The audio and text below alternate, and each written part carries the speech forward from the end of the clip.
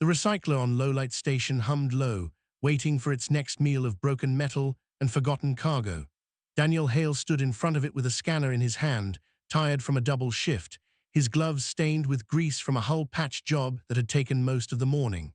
He was not thinking about anything important. He was thinking about food and sleep and how many more crates he had to sort before he could go back to his bunk. Lowlight Station was not a place anyone chose to work at if they had other options. It sat on the edge of a quiet asteroid belt, far from any real trade route, and it survived by picking through the junk that bigger, richer species threw away. Ships from wealthier worlds sometimes dumped cargo when they were being chased, or when they needed to lighten their load fast. Most of what landed on Lowlight was garbage, broken parts, spoiled food, empty fuel cells. Once in a while, something worth a little money. Daniel had been doing this job for 3 years. He was good at it, in a boring sort of way. He knew how to tell real value from junk just by the weight of a crate or the way its seams were welded. He was not rich, and he was not important, and the other workers on the station barely noticed him. That was fine with him. He liked being left alone. The crate in front of him had come in with a batch of debris from a ship that had fled through the belt 2 days earlier, chased by something nobody on the station had gotten a good look at.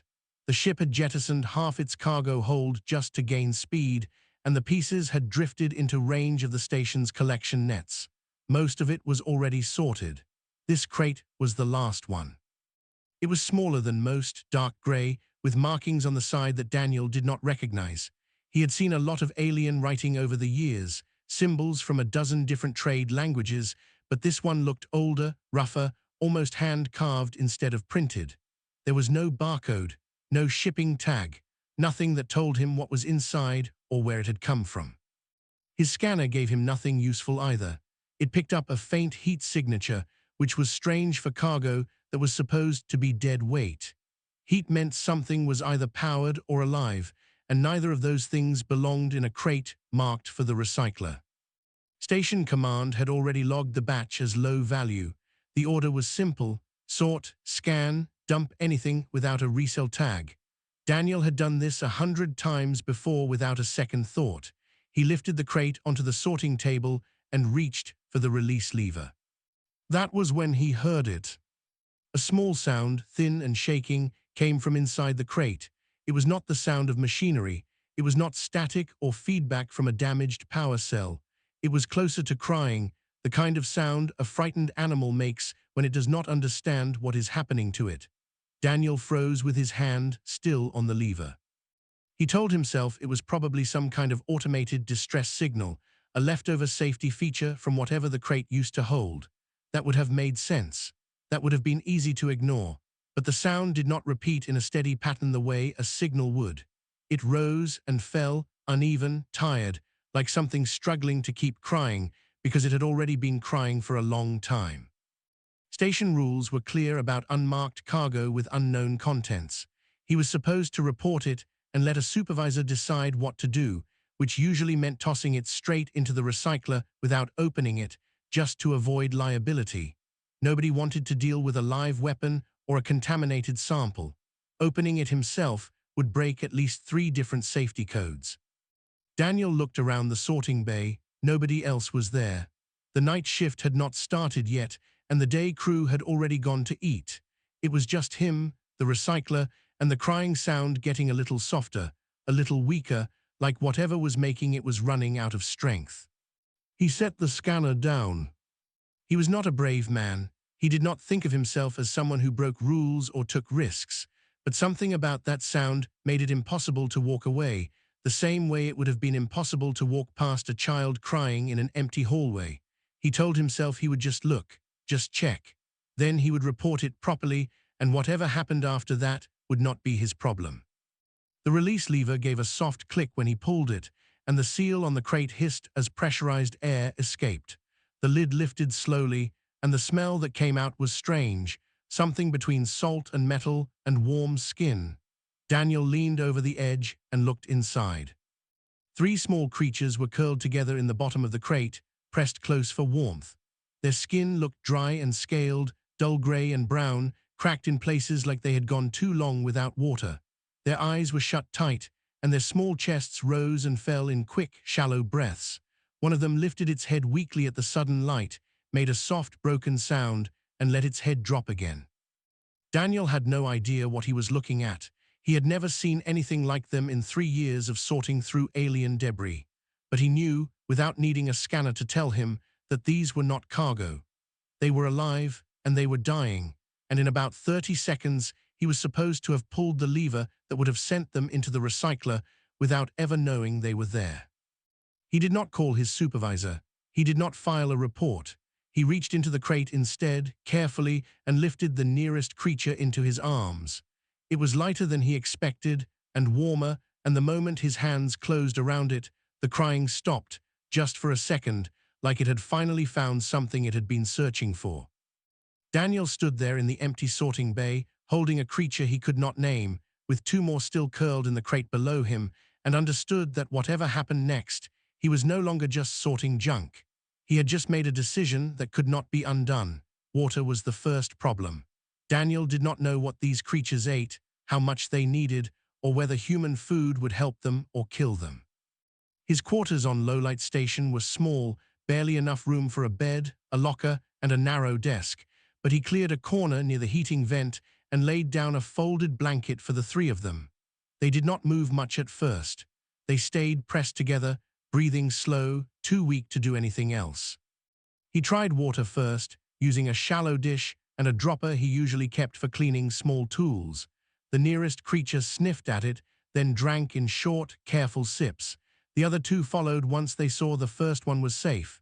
That was a small relief. At least dehydration would not be the thing that killed them tonight. Food was harder to guess. Daniel did not have access to any exotic supplies, only station rations, which were mostly protein paste and dried nutrient bars meant for humans. He mixed a small amount of paste with water to soften it and offered it on his fingertip, expecting them to refuse it. They did not refuse it. They ate slowly, then a little faster, like their bodies had been waiting for permission to want something. By the time his shift ended the next morning, all 3 were breathing easier, and their skin had lost some of the dry, cracked look it had in the crate. They were still small enough to fit in his 2 hands together, with short snouts, narrow ridges along their backs, and small folded shapes on their sides that Daniel guessed might be wings, though he was not sure. He had never seen anything built quite like them. What surprised him most was how they reacted to him specifically. When he stepped away to grab more water, the smallest one made a thin, unhappy sound, almost a whine, until he came back into view. When he sat down near them, they moved toward him instead of away, pressing against his hands and arms like he was the only solid, safe thing in the room. He told himself it was probably just because he was the one feeding them. Animals did that. It did not have to mean anything more. He did not report them to Station Command. He told himself he would, once he understood what they were, once he had enough information to know they would be safe instead of studied, sold, or destroyed. That excuse felt thin even as he made it, but it was the only one he had, and he held on to it. Word travels fast on a small station, even when people try to keep things quiet. By midday, a trader named Voss came knocking on his door. Voss was older, with pale, weathered skin and dark eyes that had clearly seen more of the galaxy than most people on Lowlight ever would. He was not human, but he had worked with humans long enough to speak their language without much accent. And he had a reputation for knowing things other people did not. Voss did not ask permission before stepping inside. His eyes went straight to the corner where the 3 creatures were curled on the blanket, and his whole posture changed. He went still in a way that looked almost like fear, though his face did not show panic, only a kind of careful, disbelieving focus. He asked where Daniel had found them, and Daniel explained about the crate, the crying, the decision not to report it. Voss listened without interrupting, then crouched down slowly, keeping a respectful distance from the creatures, and studied them for a long moment before speaking again. He told Daniel that what he was looking at were dragon hatchlings, a species that most of the galaxy believed had been hunted into extinction generations ago. Their scales, blood, and bone had once been worth more than entire star systems on certain black markets, prized for reasons that ranged from medicine to superstition. Hunters had chased them for centuries until sightings stopped completely, and most scholars had long since declared them gone for good. Daniel asked how Voss could be so sure these three were really dragons and not just some unknown species that looked similar. Voss answered that he had seen old dragon remains once, decades earlier, kept illegally by a collector he used to work for, and the shape of the ridges, the pattern of the scales, and the folded limbs along their sides matched exactly. He said it with the certainty of someone who did not want to be right, but knew he was. Then Voss said something that made the room feel smaller. He explained that dragons were known, in old records, to imprint on whoever saved them from death as hatchlings. The bond was not a myth or a superstition, according to what he had read. It was described as permanent, unbreakable by any known method, tying the hatchling to that one person for the rest of its life. He looked at Daniel with something between pity and warning, and said that if these three were truly dragons, and if he was the one who had saved them, then he was no longer just someone hiding an unknown species in his quarters. Daniel looked down at the three small creatures now sleeping against his leg, trusting him completely without knowing anything about him. He asked what that meant for him, practically speaking. Voss did not have a clean answer. He only said that dragons, if they still existed anywhere out there, would eventually come looking for hatchlings that vanished, and that whoever was holding them when that happened would not get to choose what came next. Daniel sat there for a long time after Voss left, listening to the quiet, steady breathing of the three creatures beside him, and understood that keeping them safe was no longer going to be a simple, private choice. Somewhere out in the dark, something might already be listening for them. By the third day, Daniel could not walk through the corridors of Lowlight Station without noticing the way people looked at him. Word about the creatures had spread far beyond Voss, the way secrets always did on a station too small to keep anything hidden for long. Some people whispered when he passed. Others stared openly, trying to guess if the rumors were true. The station administrator, a sharp, impatient woman named Raina Fisk, called him into her office that afternoon. Her desk was cluttered with trade reports and shipping logs, and she did not waste time on greetings. She asked him directly if it was true that he was hiding live cargo in his quarters instead of processing it through proper channels. Daniel considered lying, but he understood that lying would only make things worse once the truth came out anyway. He told her the truth. 3 creatures, found in an unmarked crate, kept alive instead of recycled. He did not mention the word dragon. He was not ready to say it out loud to someone who would only see profit in it. Fisk's expression shifted the moment he described them. The scales, the folded limbs along their sides, the size and shape Voss had already recognized. She had clearly heard the same rumors circulating through the station, and her tone changed from irritation to something colder and more calculated. She told him that if what he was holding turned out to be as valuable as people were saying, it did not belong to him. It belonged to the station, as salvage, the same as any other cargo pulled from that crate. Daniel argued that living creatures were not the same as scrap metal or spare parts, that they could not simply be logged as inventory and auctioned off to whoever offered the highest price. Fisk did not seem interested in that distinction. She told him plainly that Lowlight Station survived on trade, and trade did not care about sentiment. If the creatures were as rare as people believed, they could be worth more than the station's entire yearly income, and she was not willing to let one maintenance worker sit on that kind of value out of personal attachment. He left her office with no agreement reached, only a warning that she would be discussing the matter with station security. He returned to his quarters to find the 3 creatures awake, restless, moving more steadily now than they had just days earlier.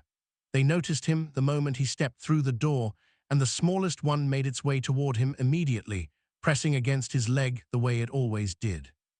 Daniel did not sleep well that night.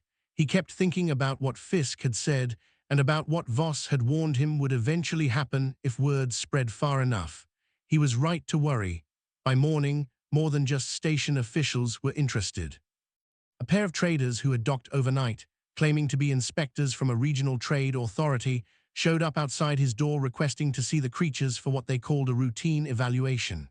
Daniel refused to let them in, but their persistence and the tools clipped to their belts told him they were not there for paperwork. Poachers wearing official titles were common enough in places like Lowlight, where nobody asked too many questions if the price was right. Fisk did not stop them.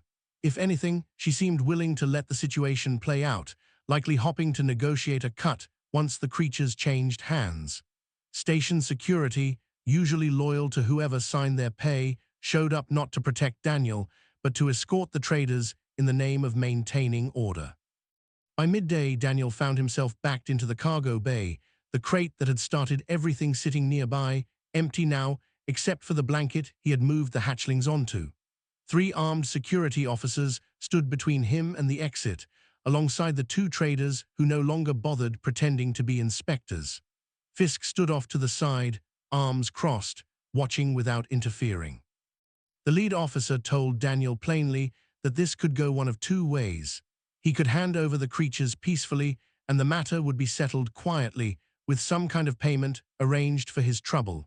Or security would take them by force, and Daniel would be charged with theft of station property for good measure.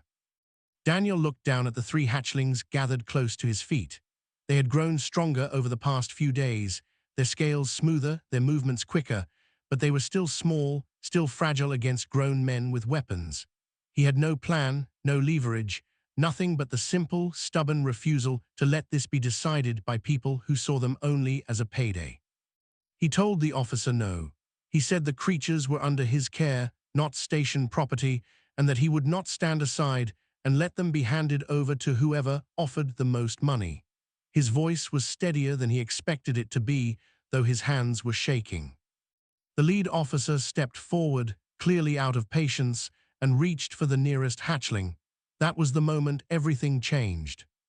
All 3 creatures began to cry at once, the same thin, rising sound Daniel had first heard coming from the crate, but louder now, sharper, layered together in a way that made the air itself feel like it was vibrating. It was not the sound of simple fear.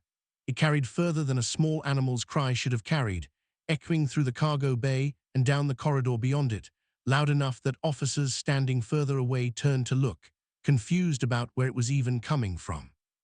The officer froze with his hand still outstretched, unsettled by the sound in a way he clearly did not expect to be. Fisk uncrossed her arms, her earlier confidence slipping into something closer to unease. Voss, who had been standing near the doorway watching the whole confrontation unfold, went pale, his eyes wide with a kind of recognition nobody else in the room shared. He said quietly, almost to himself, that the sound was wrong, that no ordinary animal cried like that, and that somewhere out in the dark, if the old stories were true, something might already be listening. The cry did not fade the way sound normally faded in an enclosed space. It should have bounced off the cargo bay walls and died out within a few seconds, muffled by distance and metal, but it kept going, rising and falling in a pattern that felt deliberate instead of random. Daniel could feel it in his chest, a low pressure behind the sound itself, like something more than air was carrying it. Voss moved first. He crossed the cargo bay quickly, ignoring the armed officers entirely, and knelt beside the hatchlings, listening with his head tilted, his expression tightening with every passing second. He told the room to be quiet, his voice sharp enough that even the lead officer hesitated. Nobody argued with him. Something about the way he looked at the creatures made it clear he understood something the rest of them did not. He explained, quickly and without his usual careful tone, that what they were hearing was not ordinary distress. Old records he had studied years earlier described a specific kind of call bred into dragon hatchlings, a survival instinct passed down for generations, meant to summon help across distances no normal cry could reach. It was not just sound. It carried a signal layered underneath it, something closer to a biological transmission than a scream. Fisk asked with less confidence than before what exactly that meant for the station. Voss did not answer right away. Instead, he pulled a handheld device from his coat, an old scanner he carried out of habit more than necessity, and pointed it toward the ceiling, toward open space beyond the hull. The readout flickered, then steadied on numbers that made his hand tighten around the device. He said quietly that the signal was already being answered. Station sensors, usually reserved for tracking incoming trade ships and debris fields, began registering something unfamiliar within minutes. At first it looked like sensor error, a ghost reading too large and too fast to be real. The operators in the control room ran diagnostics twice, assuming a malfunction, before accepting that the readings were consistent and growing stronger. Something was moving toward Lowlight Station from far outside the charted edge of the asteroid belt, from a direction with no listed trade routes, no known settlements, nothing on any map the station had access to. Whatever it was large enough to register clearly even at extreme range, and it was closing distance faster than anything the station's defenses were built to handle. The lead officer, still standing near the hatchlings with his hand no longer outstretched, asked Voss directly if this meant dragons were actually coming. Voss did not answer with confidence.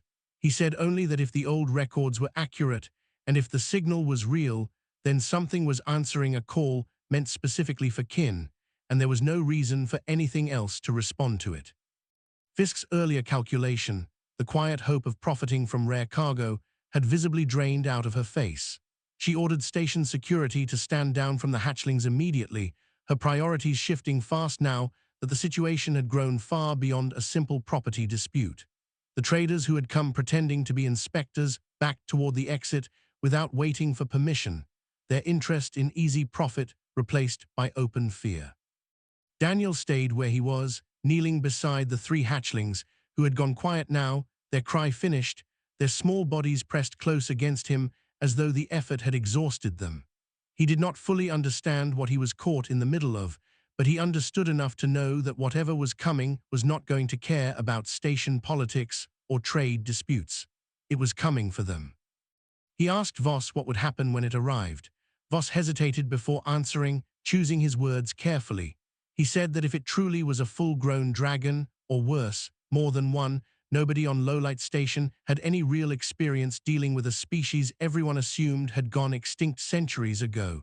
There were no defense protocols for something like this, no precedent, no plan. The control room reported that the signal had multiplied. What had first looked like a single large object was now resolving into dozens of separate readings, then more, spread out in a formation too organized to be anything but intentional. Whatever was answering the call was not coming alone. Fisk demanded to know if the station's defenses could hold against something that size, that number.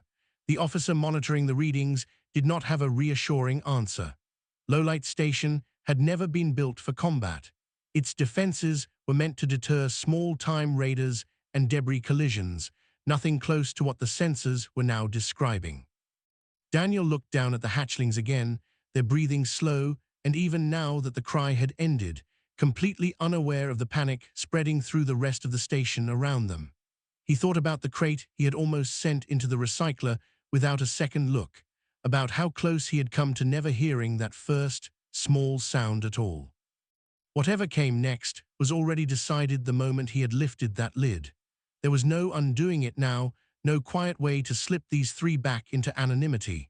The signal had gone out, and something enormous was answering it, drawing closer with every passing minute.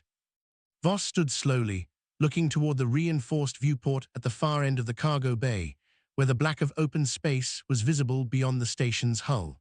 He said, almost too quiet to hear, that they were about to find out if the old stories about dragons had been exaggerated or if they had been true all along and simply waiting for a reason to matter again. Outside, beyond the reach of any scanner built to give an early warning, the dark was no longer empty. Something vast was already close enough to blot out the stars behind it, and it was not slowing down. The first sign that something had gone wrong with the sky came from the viewport in the upper observation deck, where a young technician on a routine patrol happened to glance outward and forgot, for a full 10 seconds, how to speak. By the time he found his voice and called it in, half the station could already feel it, a low vibration through the hull that had nothing to do with engines or docking clamps. Daniel felt it too, kneeling in the cargo bay with the three hatchlings still pressed against him. The vibration was faint at first, barely noticeable, but it grew steadily, matching the rhythm of something enormous moving closer. The lights in the bay flickered once, then steadied, as the station's systems strained to process sensor data that kept climbing past any range the operators had ever worked with. Fisk abandoned any pretense of control, ordering every available officer toward the observation levels instead of the cargo bay, though nobody seemed to know what they were supposed to do once they got there. Voss stayed close to Daniel, his earlier composure completely gone, replaced by the tense stillness of a man watching a story he had only ever read about become real in front of him. When the first shapes became visible through the reinforced viewport, nobody in the cargo bay said anything at all. They were not shaped like starships. There were no engine flares, no hull plating, no blinking navigation lights. What moved across the black was organic, vast, and deliberate, wings stretched wide enough to eclipse sections of starlight as they passed, scales catching what little light there was and throwing it back in dull, metallic colors. A single one of them would have been enough to silence the room. There were dozens, then hundreds, spreading out until the open space beyond the station was no longer black at all, but filled edge to edge with moving shapes. The formation did not scatter or circle chaotically. It moved with a kind of order that felt more unsettling than chaos would have, as though every creature in that impossible swarm understood exactly where it needed to be and why. Smaller shapes flanked larger ones. The largest of all moved at the center, easily 10 times the size of anything else in the formation, trailing the others rather than leading them, patient in a way that suggested absolute confidence. Station alarms finally caught up with what everyone could already see, blaring through every corridor in overlapping, useless warnings. There was nothing for the defense systems to target that made sense within their programming. No hostile ship classification matched what the sensors were feeding back. The station's weapons, such as they were, stayed silent, because nobody in the control room was willing to be the one who gave the order to fire first. Daniel stood slowly, the hatchlings shifting against him, sensing the change in the air the same way he did. He carried them toward the cargo bays, out of viewport instinctively, unable to look away from what was gathering outside. Voss followed a step behind him, muttering something under his breath that might have been a prayer or might have simply been disbelief given a shape. The formation began to slow as it neared the station, the vast, sprawling movement tightening into something more focused. Daniel realized, with a cold drop in his stomach, that they were not simply passing by or circling out of curiosity. They were converging, and the direction they were converging toward was not random. They were coming toward the cargo bay, toward him. Fisk's voice crackled over the station intercom, ordering everyone to evacuate to the reinforced core sections, her authority meaningless against something this size, but nobody argued or hesitated to follow the instruction. Officers who had been ready to threaten Daniel with force less than an hour earlier were now abandoning their posts entirely, running for shelter that would do little against a creature capable of tearing the station apart without effort. Daniel did not run. He was not sure he could have, even if some part of him had wanted to. His legs felt locked in place, his arms tightening protectively around the 3 hatchlings who had gone completely still against him, no longer crying, no longer distressed, but watching the approaching shapes with something that looked almost like recognition.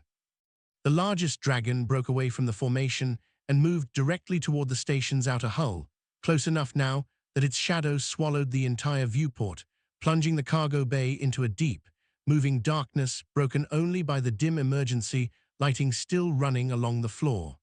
Metal groaned somewhere overhead as the station strained under proximity it was never built to withstand. Voss backed away from the viewport entirely, his voice shaking as he told Daniel that this was no longer a rescue attempt or a search party. This was a full migration fleet, drawn out of hiding by a call none of them had expected to still work, and there was no version of galactic history that had ever recorded a first contact quite like this one. Daniel looked down at the hatchlings one last time, then back up at the massive shape, blotting out what remained of the stars beyond the hull. He understood, with a strange, quiet clarity, that whatever happened in the next few minutes was not going to be decided by security codes, trade agreements, or station hierarchy. It was going to be decided by 3 small creatures he had almost thrown away without a second thought, and by whatever judgment the thing outside had already made about the man holding them. The hull shuddered again, louder this time, as something vast settled directly against the station's outer plating. Emergency systems screamed warnings that nobody had time to read. Daniel took a slow breath, adjusted his grip on the hatchlings, and walked toward the cargo bay's outer hatch instead of away from it, because standing still while the sky itself pressed down against the station no longer felt like a choice he had. The outer hatch groaned as Daniel released the manual seal, a decision that would have gotten him fired under any normal circumstances, opening a section of the station directly to a docking gantry never meant to face something the size of what waited outside. Cold air rushed past him, carrying a strange scent, something between ash and rain that he had never smelled before. The hatchlings pressed tighter against his chest, but they did not cry. They watched. Beyond the hatch, filling nearly the entire visible space where stars should have been, the largest dragon had lowered itself close enough that Daniel could see individual scales the size of doors, catching faint light in shades of deep bronze and dark green. Its eyes, when it turned its head toward him, were larger than his entire body, ancient and impossibly focused, studying him with an intelligence that made every assumption he had ever held about animals feel foolish. Nobody had followed him out.